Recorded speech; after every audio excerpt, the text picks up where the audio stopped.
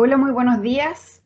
Le damos la bienvenida a esta cuarta jornada del módulo 3 del curso Riego en un contexto de cambio climático que estamos desarrollando en el marco del programa Transferencia Tecnológica para la Adaptación al Cambio Climático en Áreas Agrícolas Vulnerables de las regiones de Atacama y Coquimbo. En este módulo, como tercera semana de curso, hemos estado revisando todo lo que refiere a riego intrapredial, ¿cierto? Hemos revisado la optimización de sistemas de riego gravitacionales, la optimización de sistemas de riego tecnificado, energías renovables no convencionales y hoy es el turno de revisar lo que refiere a manejo y operación de obras de riego. Hoy tenemos nuevamente al profesor Leoncio Martínez que nos acompaña. Bienvenido, profesor Leoncio. Le doy el pase para que Gracias. comience con su exposición. Bien, buenos días a todos y a todas. Vamos a iniciar la clase de hoy día. ¿Se ve la diapositiva? Sí, se ve muy bien. Ya, perfecto. Y bueno, hoy día vamos a hablar de mantención y operación de sistemas de riego. Aquí en la foto muestra un pequeño sistema de riego de aspersión en el secano de la región. El temario va a ser proyectos de riego localizados, costo, importancia de operarlos correctamente, estado actual de los equipos, efecto en la calidad del agua, los sólidos en suspensión, los sólidos disueltos y la materia orgánica. La medidas como para contrarrestar estos problemas. Y ahí tenemos filtración, aplicación de ácidos y biocidas. Eh, a pesar de que las técnicas son conocidas, todavía falta mucho para que éstas sean utilizadas ampliamente. Por lo tanto, voy a insistir mucho en esto y utilizarlo en forma correcta. Y fotos de equipos con evidentes irregularidades. Eso va a ser la clase de día. Y la introducción, este curso incluye fotos, diagramas y dibujos que permitirán a los extensionistas disponer de un material que les ayude en el complejo proceso de la transferencia tecnológica en riego localizado. Mayores detalles los van a encontrar en estas publicaciones adjuntas que le pedí a Lilian que las subiera. Y también deseo que revisen unas cápsulas audiovisuales publicadas por IICA y el Nodo Biotecnológico de Curama en lo que es operación y mantención de equipos de riego. Aquí va el link al canal de YouTube, ahí deben haber unos 5, 6 o 7 pequeñas cápsulas de 2 o 3 minutos, donde les podría permitir a ustedes, si se lo presentan a los agricultores, que ellos capten mucho mejor estas ideas que voy a presentar ahora. Un proyecto de riego localizado, que yo lo he reflejado aquí con un plano y las especificaciones técnicas, compone la memoria, el plano y también la capacitación, cómo usar adecuadamente el equipo. La memoria incluye la descripción del proyecto, los bloques de riego, caudales, presiones, especificaciones técnicas, etc. El plano presenta la distribución espacial de los componentes, información general, las curvas de nivel, las especificaciones de algunos componentes, y la capacitación es enseñar a los operadores o al dueño o al agricultor que opere correctamente el sistema. Bueno, esto es evidente, pero lamentablemente cuando uno llega a un campo, muchos de estos materiales no están disponibles y también lo que es capacitación es muy débil. Por lo tanto, estamos enfrentados a un problema. Los requisitos generales de un proyecto de riego localizado es que sea de una elevada eficiencia de uniformidad. Cuando los equipos son nuevos, de alrededor del 95%.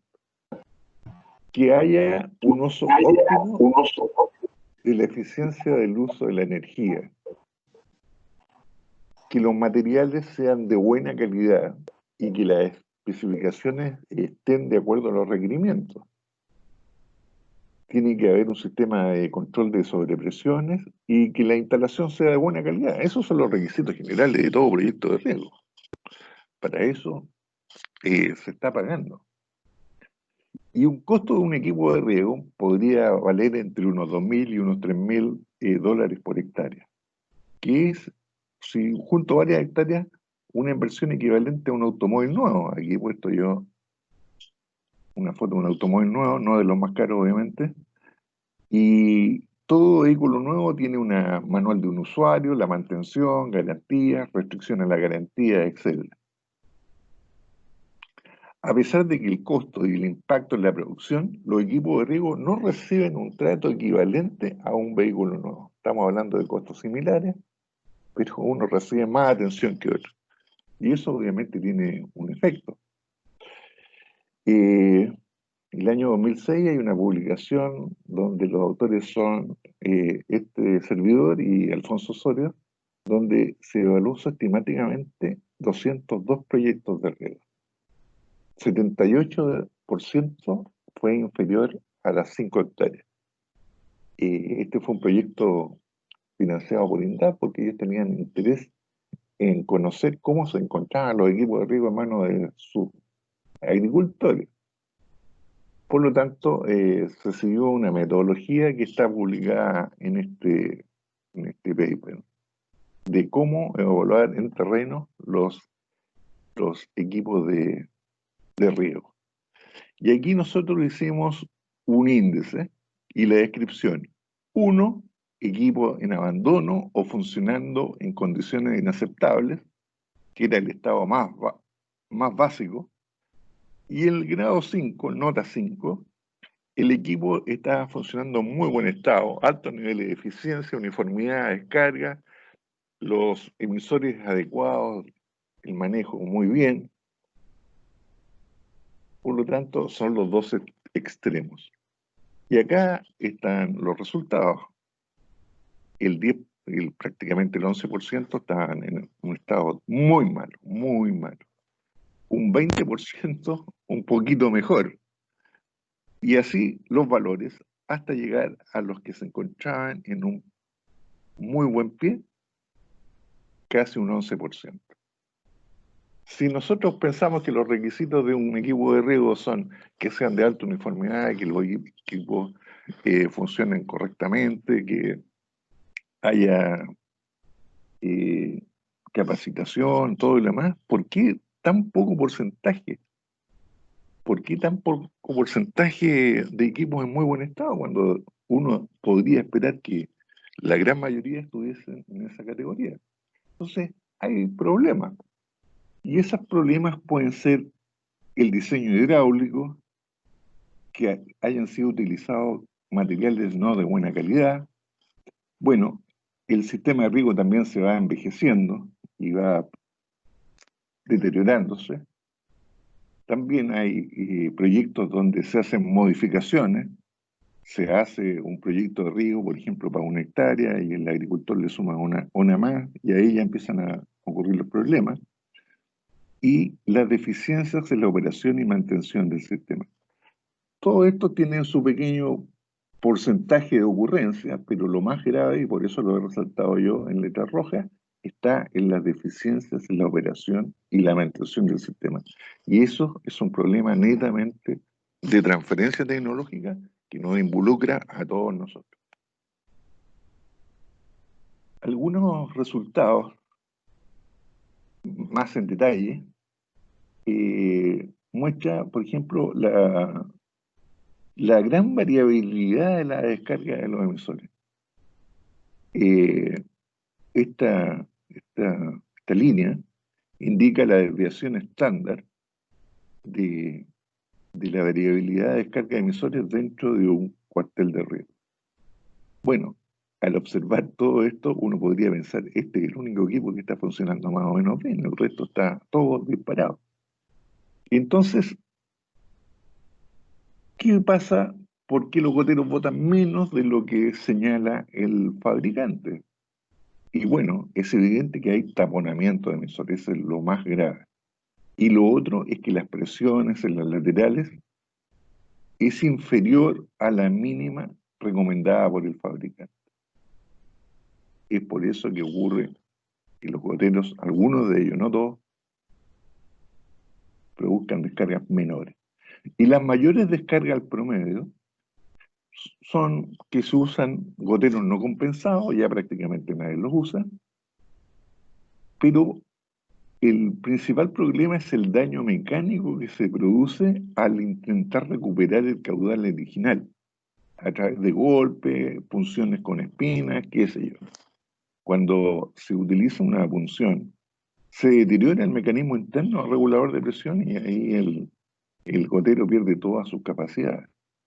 También entre los problemas está la mezcla de emisores de diferentes comportamientos hidráulicos.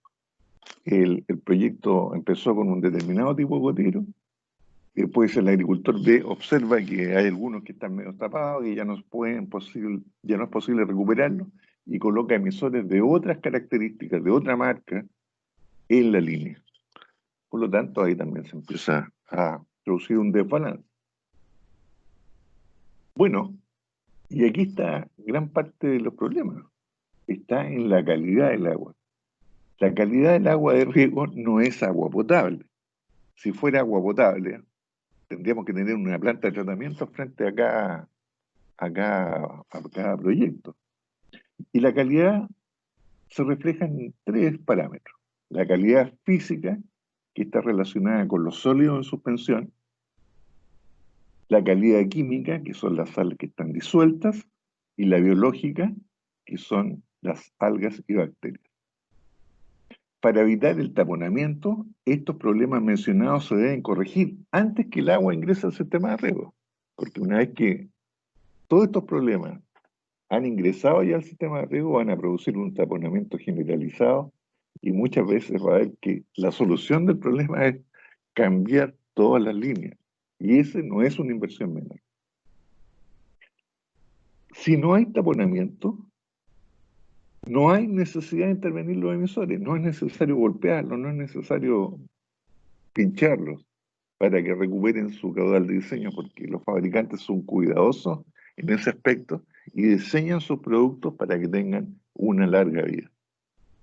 Bueno, uno de estas características es que los emisores tienen una capacidad para expulsar del sistema algún tipo de partícula.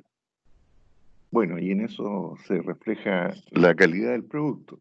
Y en general, productos de buena calidad tienen un precio mayor y en ese sentido, como se trata de abaratar los proyectos, muchas veces se utilizan materiales que no tienen esta capacidad y aquellos proyectos requieren condiciones de filtración mucho más exigentes.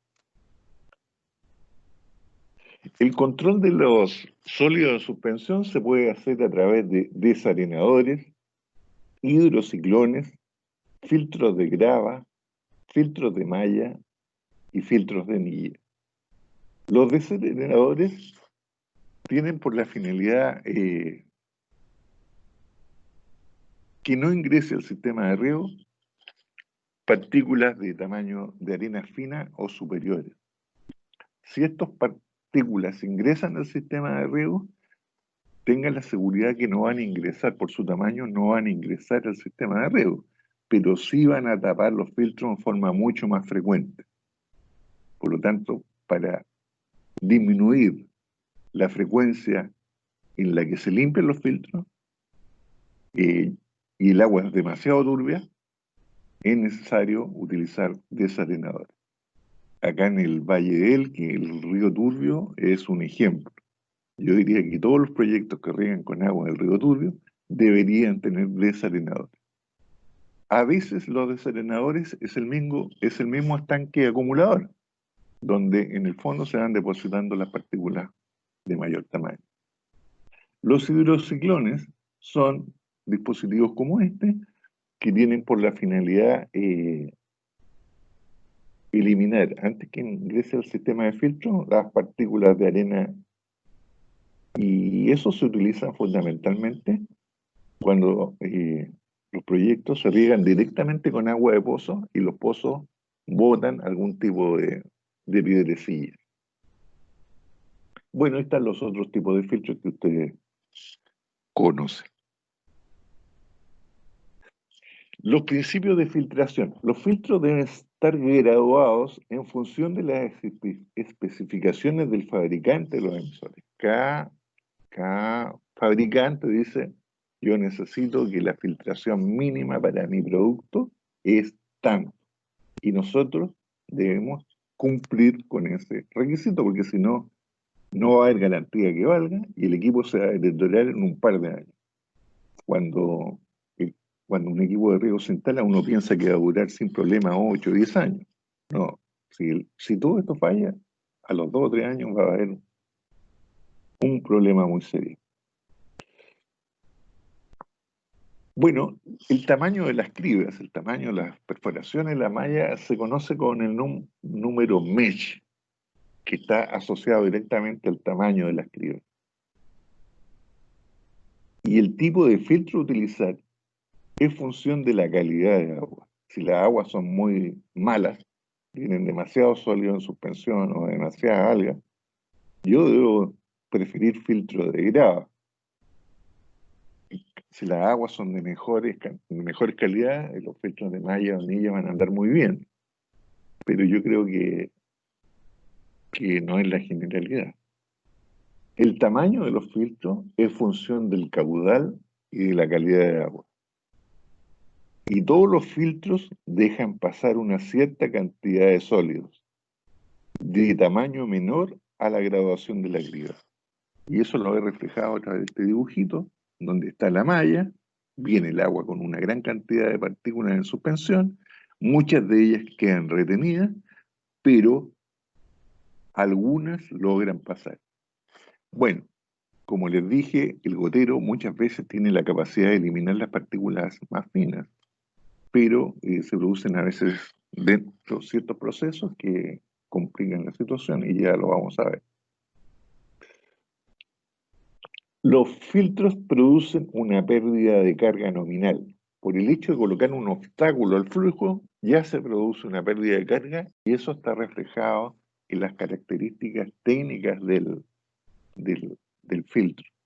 En la medida que el filtro se colmata, por ejemplo, yo tengo esta línea roja que es la línea de pérdida de carga del filtro limpio, en la medida que el filtro se colmata, esta línea empieza a desplazarse hacia la izquierda,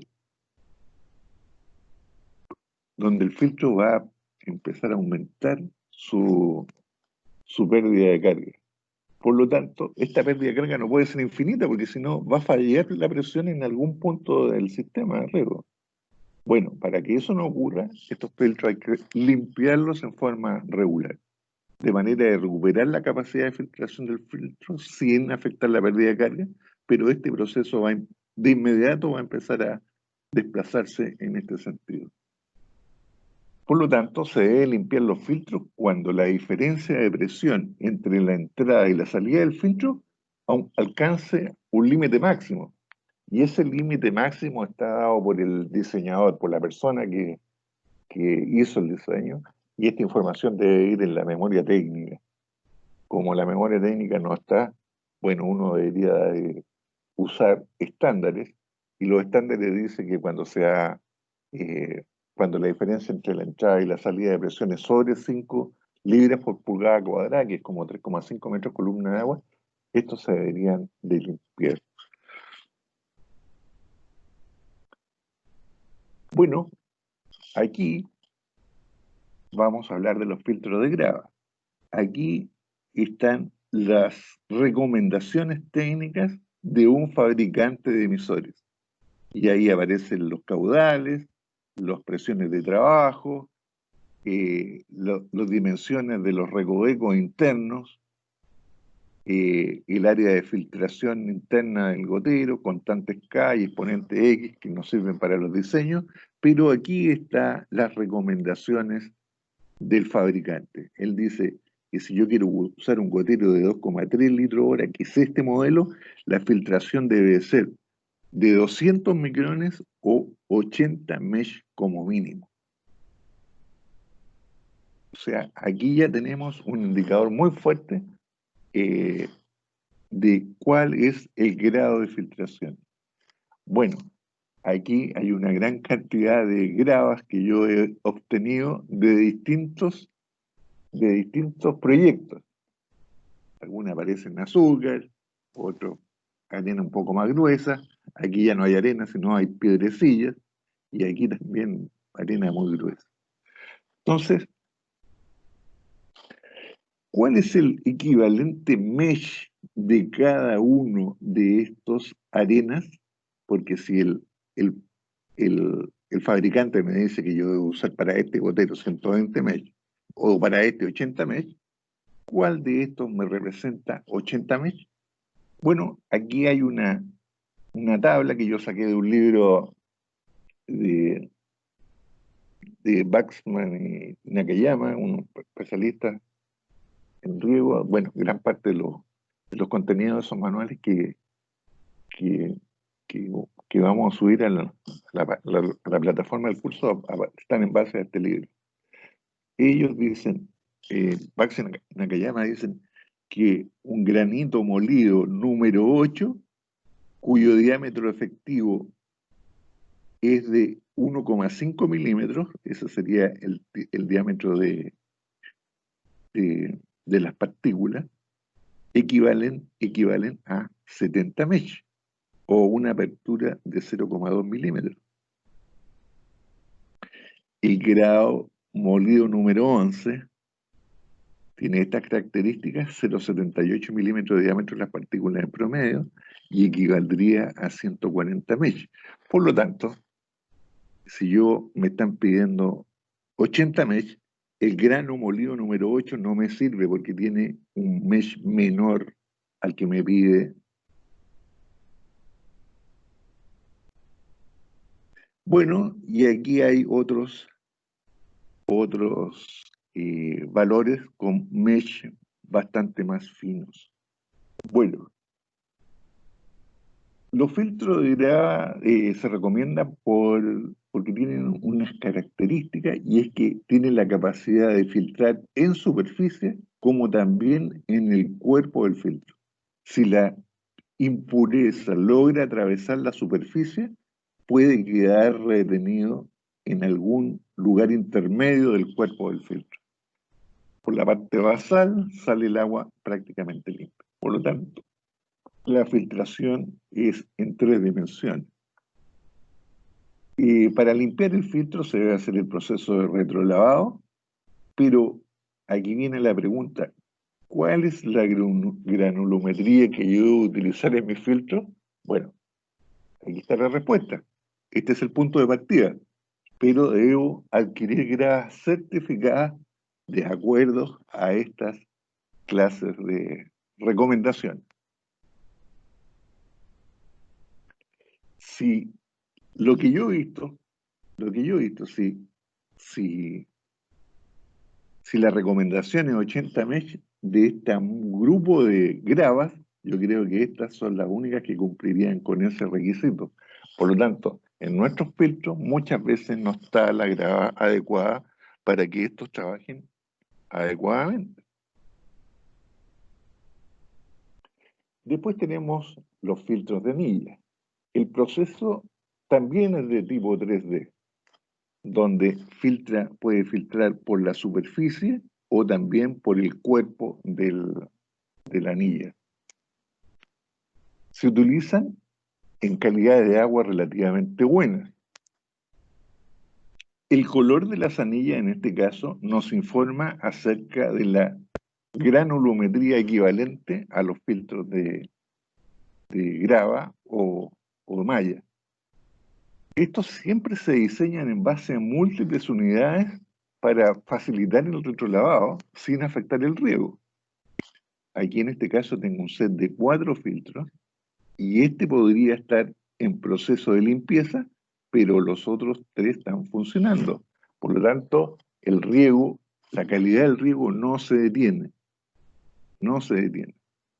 En cambio, en el filtro de grava, cuando se produce el retrolavado, la presión de trabajo baja significativamente en el equipo de riego propiamente tal. Por lo tanto, durante ese lapso de tiempo, la calidad del riego es de mala calidad y no debería considerarse en la programación del riego. Si yo digo que un determinado equipo de riego debería regar 3 horas 180 minutos y durante 7 minutos se estuvo el equipo retrolavando. En realidad yo diría de regar en ese caso 190 minutos. ¿Por qué? Porque durante 7 minutos o algo más el equipo no regó bien. Bueno, lo bueno de estos equipos de anillas es que el retrolavado dura muy poco tiempo, por lo cual son muy eficientes y el proceso se puede hacer de forma automática. Bueno, un equipo de estos de filtros vale más caro, obviamente, pero muchas veces vale la pena hacer una inversión de mayor nivel en los filtros porque eso me va a permitir asegurar una mayor vida útil del equipo y que éste va a funcionar en forma correcta durante toda la temporada de riego. Si los filtros no funcionan bien, van a ocurrir dos problemas. Uno, que va a haber ingreso de partículas no deseadas al interior del sistema, y lo otro, que las presiones de trabajo van a disminuir en algunas partes del proyecto. Esas partes afectadas, esas áreas afectadas, van a recibir menos agua y al final van a producir menos de lo que yo espero o de una calidad inferior. Los filtros de malla en general se utilizan como filtro secundario de unidades de grava. Solamente en proyectos muy pequeños se utiliza solamente un filtro de malla. En general hay que utilizarlos en aguas con muy bajo contenido en sólido suspensión. Se obstruyen con mucha facilidad, ya que la filtración es de tipo 2D, de dos dimensiones, donde solamente la superficie de la malla es la que actúa como filtro. Para limpiarlos, lo más básico, es necesario detener el equipo, proceder a limpiarlo, restituir la malla y después seguir regando. Y en eso se pueden perder muchos minutos. Algunos modelos de filtros de malla tienen la capacidad de autolimpiarse, pero en general todo esto se limpian en forma manual.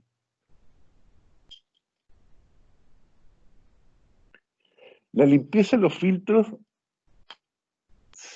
el proceso de limpieza dura, si hay que hacerlo 3, 4 veces al día, yo creo que se puede hacer a través de un proceso en forma manual, pero si los filtros se están tapando cada 20 minutos, yo creo que en ese caso se debe automatizar la limpieza porque sale más barato ese proceso que tener un obrero ahí durante todo el tiempo que dura el riego al lado de los filtros.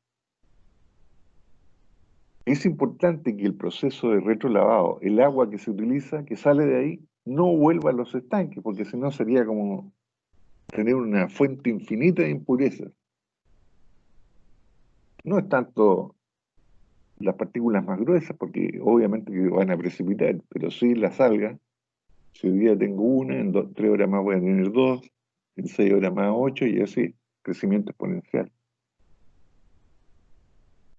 Bueno, considerar el tiempo de limpieza de los filtros en la programación del riego, porque la limpieza más el tiempo de riego no puede superar las 24 horas. Y es recomendable terminar la jornada de trabajo con los filtros limpios, de manera que el día siguiente, si los sistemas empiezan a funcionar de madrugada, partan con el filtro limpio y la primera limpieza sea necesaria hacerla ya cuando la mano de obra esté plenamente disponible.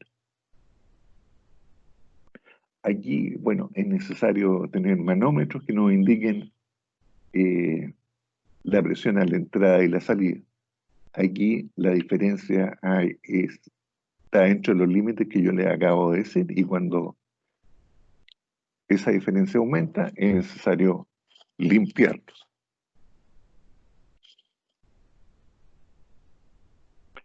La mantención de los filtros. Se debe verificar el estado de mallas y anillas una vez por semana. Si hay una anilla rota o una malla que presenta una rotura, el agua se va a ir por ahí. O sea, ya la capacidad de filtración desaparece. Se debe verificar el buen estado de los manómetros y si hay dudas en ellos, reemplazarlos. Aquí le tomé una foto a un manómetro, quizás cuántos años lleva malo. Verificar la calidad del retrolavado al menos una vez al mes. Eso significa que los filtros yo los voy a retrolavar. Inmediatamente que el retrolavado, abro los filtros. No es una operación fácil, que hay que entrar a utilizar herramientas, parar el sistema de riego, o sea, inundar un poco la sala del centro de control, pero yo debo ver si la grava está haciendo bien, ha sufrido una limpieza adecuada.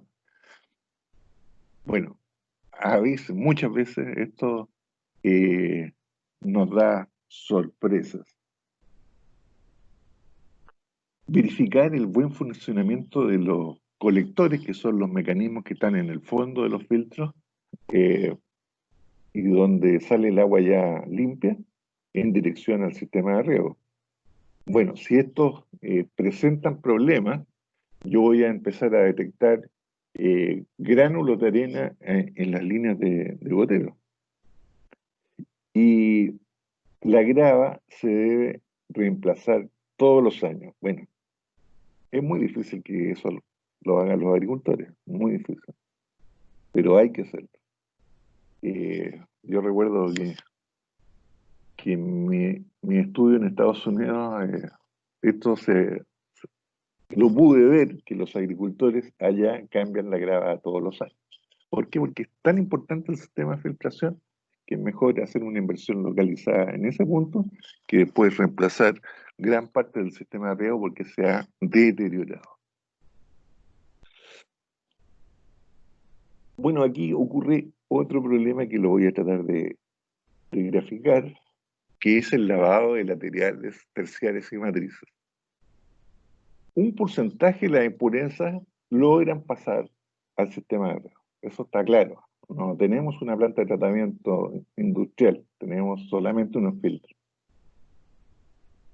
Bueno, de toda esa cantidad que logra pasar, una parte importante, logra salir por los emisores.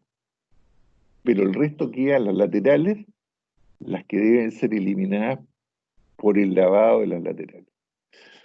Aquí yo he reflejado una lateral de riego. El color, la graduación del color vendría a representar la velocidad de flujo y cada una de estas gotas podría representar un emisor.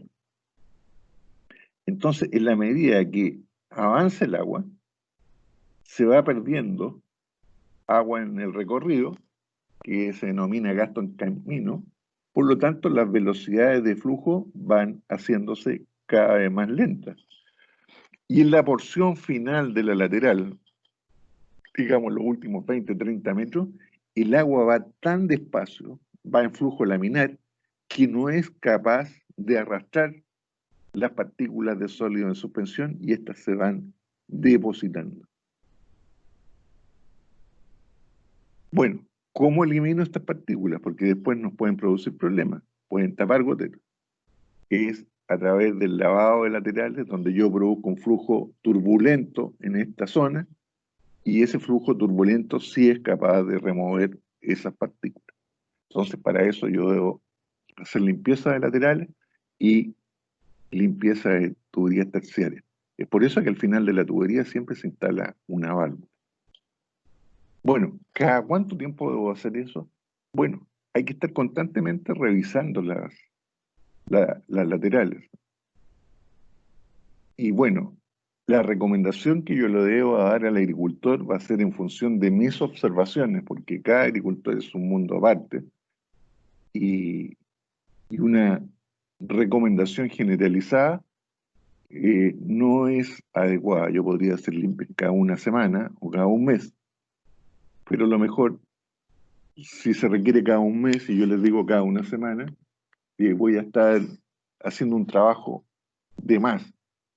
Y además, mientras dure este proceso, la calidad del riego es muy mala, por lo tanto no se debe utilizar para contabilizarla en el balance hídrico.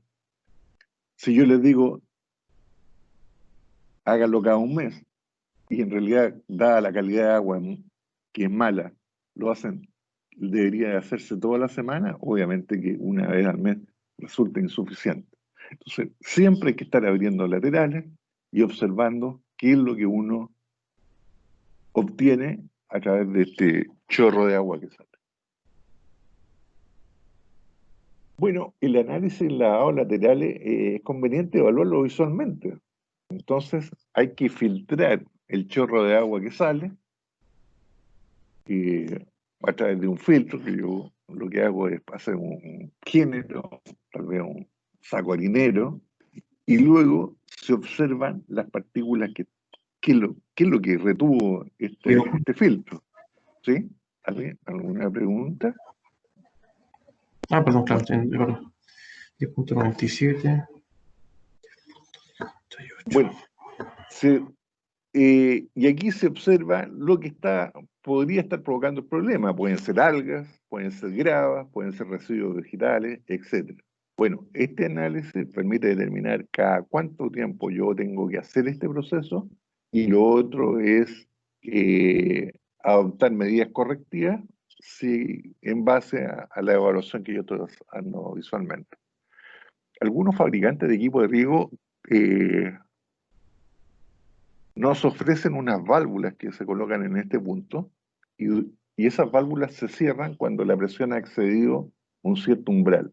Bajo ese umbral dejan pasar agua. Por lo tanto, todos los días se está limpiando la lateral. Es recomendable hacer usar ese tipo de productos que nos ofrecen los fabricantes, pero en realidad eso aumenta el costo de instalación y de mantención.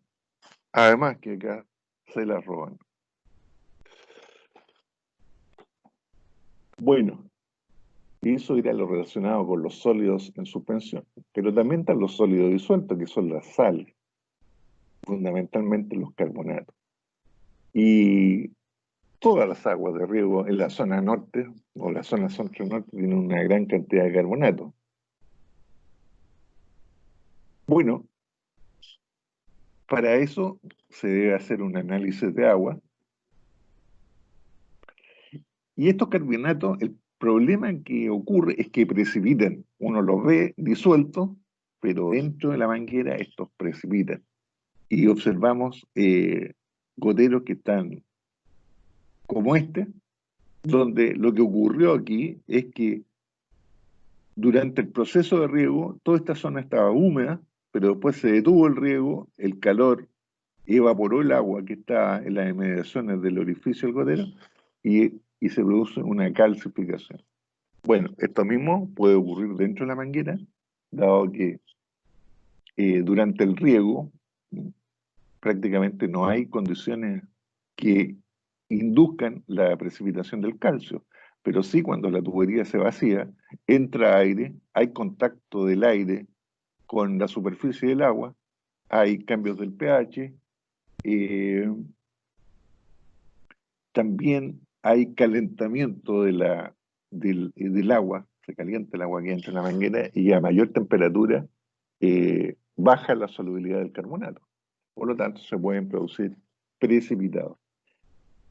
Cuando estos precipitados se adhieren a las paredes de la manguera, no hay problema, pero nosotros estamos adicionando fertilizantes, estamos muchas veces moviendo las laterales o voluntaria o involuntariamente, y estos residuos se pueden desprender y sí obstruir los emisores. Por lo tanto, la solución es la aplicación de ácido para solubilizar estos carbonatos. ¿Cuánto ácido aplicar? Bueno, acá tampoco las recomendaciones sirven mucho, por lo tanto hay que hacer pruebas individuales. Y en ese caso está lo que se llama el índice de Langelier.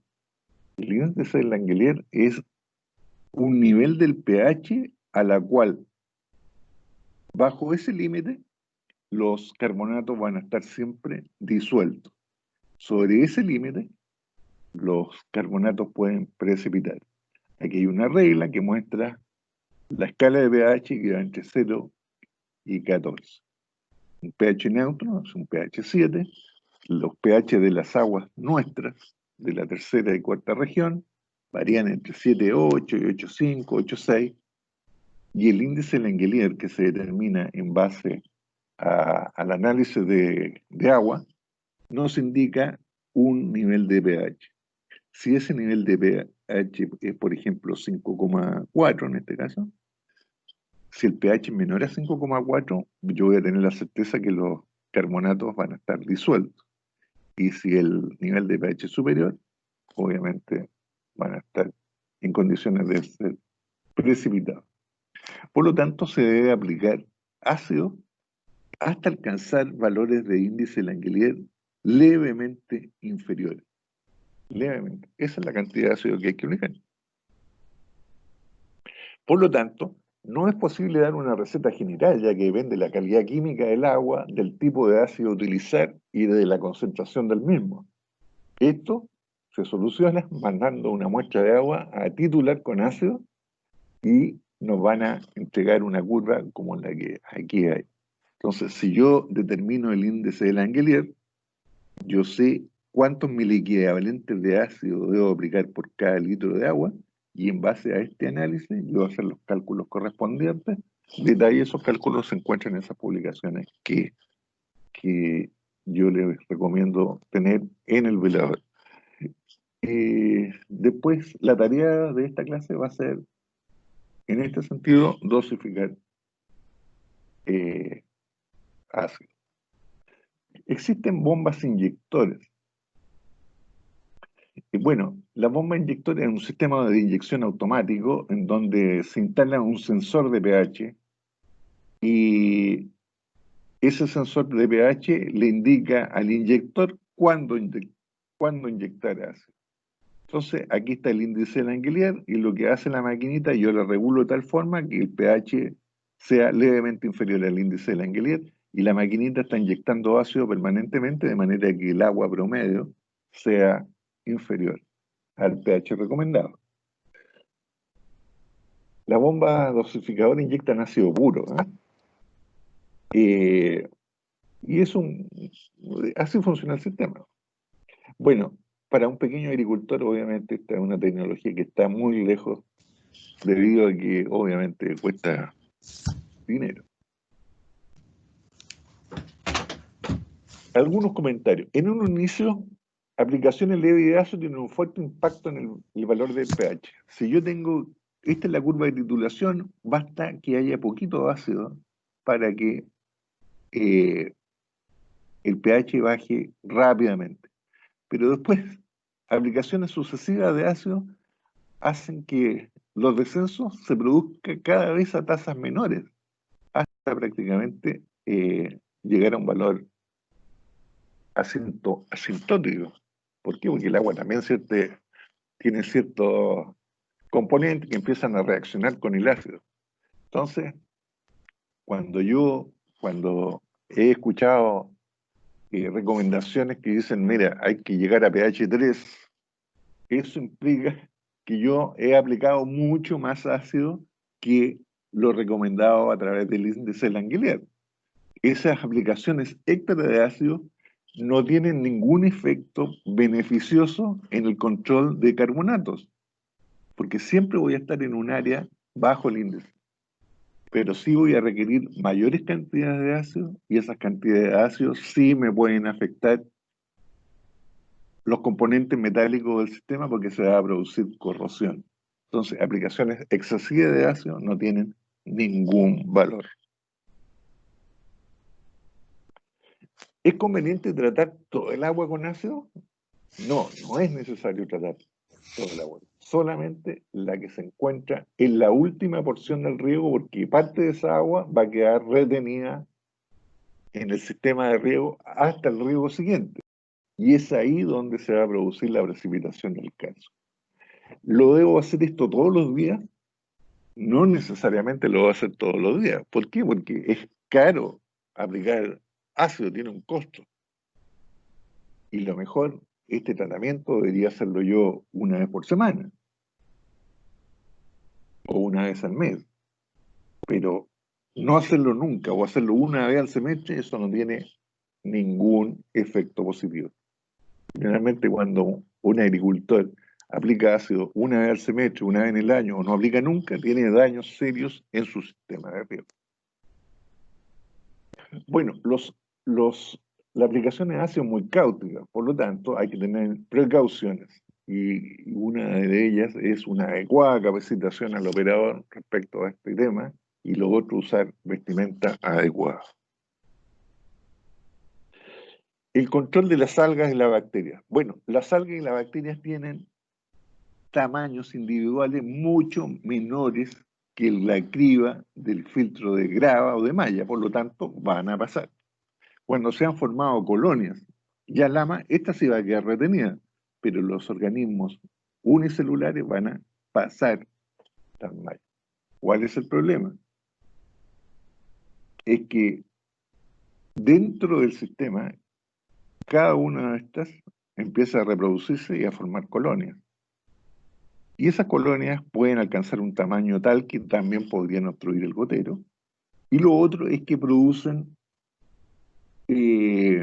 sustancias viscosas como mucílagos que sí tienen la capacidad de cementar partículas de pequeño tamaño, partículas minerales de pequeño tamaño, y hacer una al final, una más grande. Y esta grande sí que tiene capacidad de obstruir los emisores. Bueno, lo que yo debo hacer es, para controlar la bacteria, empezar por el estanque, porque el estanque es una mina inagotable, una fuente inagotable de algas y bacterias. En ese caso, podría ser así todas las cuentas de banco, que no se acabara nunca el dinero. Pero eso es lo que ocurre ahí. Entonces, en estanques se da aplicación, se debe usar sulfato de cobre. Las dosis varían del grado de suciedad que haya dentro del estanque. Cuando el agua está verdecita y no hay colonias de alga, uno podría usar 5 partes por millón, que es equivalente a 5 gramos por metro cúbico, y ya cuando prácticamente se puede caminar sobre el estanque, hay que usar dosis tal vez de 30 partes por millón o mayores. Bueno, se recomienda aplicar este producto cuando el estanque está casi vacío, porque la cantidad de producto que yo voy a utilizar es menor. Aplico el producto con el estanque casi vacío, voy a aplicar, no sé, un 10% del material, dejar reposar 24 horas, luego rellenar el estanque y proceder al riego.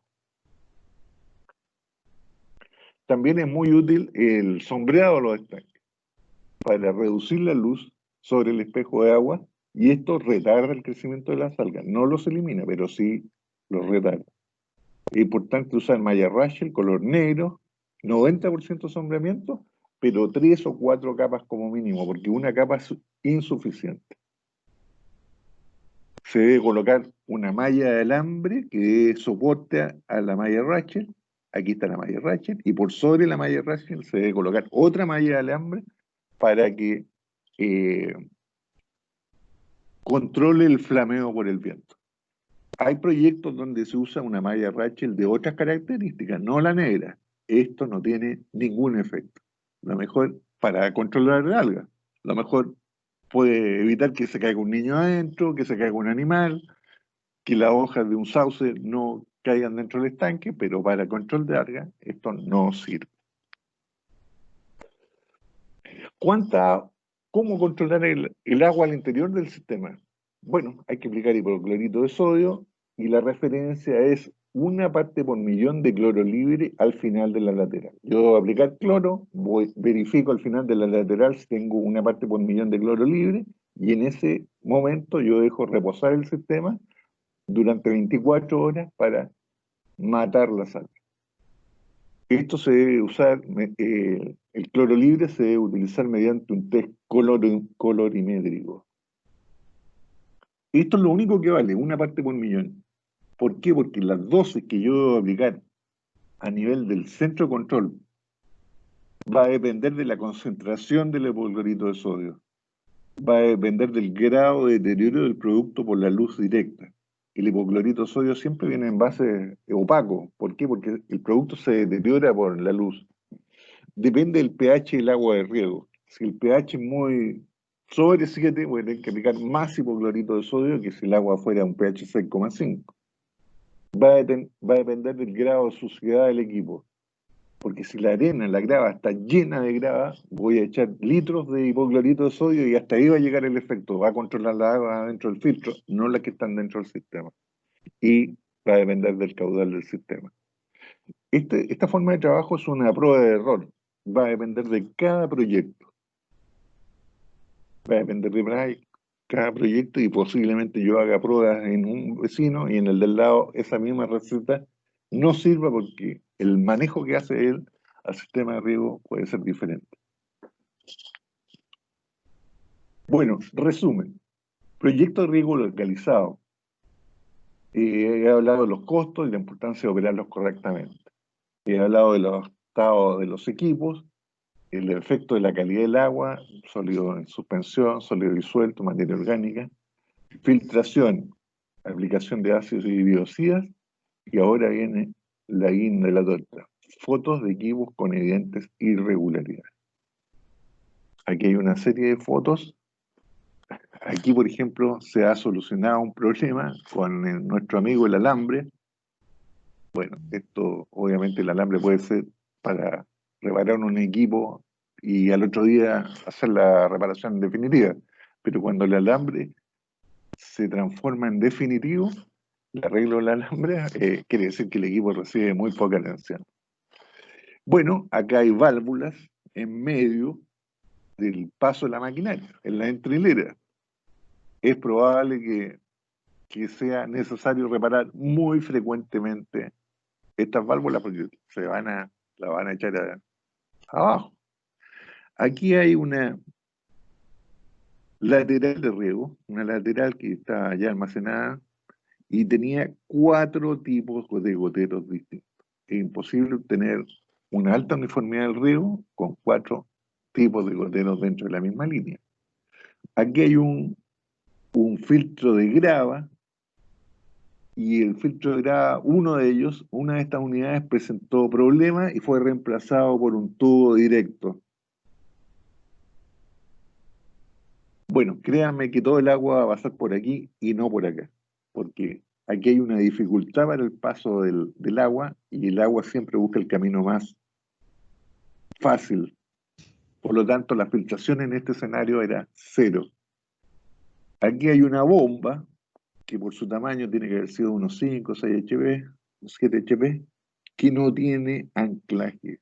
Por lo tanto, las vibraciones que se producen aquí afectan seriamente los componentes inmediatamente cerca de la bomba y estos se van a romper de forma muy frecuente. Aquí hay un caudalímetro y por su estado parece que hacía varios años que estaba malo.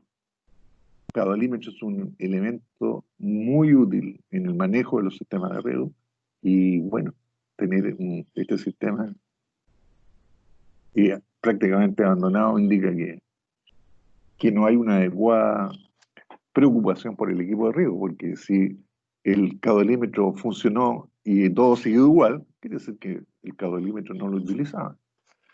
Y el lavado de laterales yo les dije que era muy importante, pero cuando la lateral está amarrada con varios nudos a una estaca, esto me indica a mí que esta lateral no ha sido lavada nunca. Y aquí viene el ejercicio para esta tarea. Yo les pido que en base a estas características de equipo de riego, se aplique ácido en los últimos 20 segundos. La dosificación que hay que aplicar es equivalente a 2,8 microequivalentes por litro. Los ácidos disponibles está el sulfúrico con una concentración de 56% y fosfórico 85%. y cuál es la cantidad de ácido a aplicar en cada uno de estos escenarios. En alguno de ellos eh, se requiere menos ácido si está este más concentrado. Por ejemplo, el ácido fosfórico, pero también el ácido fosfórico es caro. Por lo tanto, a veces se hay que usar ácido sulfúrico, que tiene no pureza de laboratorio, sino tiene pureza industrial, y se usan concentraciones más bajas y sale más barato. Bueno, si ustedes recurren a las publicaciones que yo les, eh, les recomiendo, van a poder solucionar este problema. Pero paralelo a ello, yo voy a desarrollar el ejercicio y lo voy a poner a disposición de la plataforma para que después ustedes sus resultados los comparen con los que yo he hecho. Así que esa sería la clase de hoy día. Bueno, profesor, le damos las gracias por esta sesión de día jueves. Ya nos queda solamente mañana la última sesión donde vamos a estar con el equipo de Felipe Ventura revisando los distintos instrumentos de fomento que están disponibles en este momento para poder trabajar con la pequeña agricultura. Gracias, profesor Leoncio. Nos vemos entonces en una próxima oportunidad. Que esté muy bien.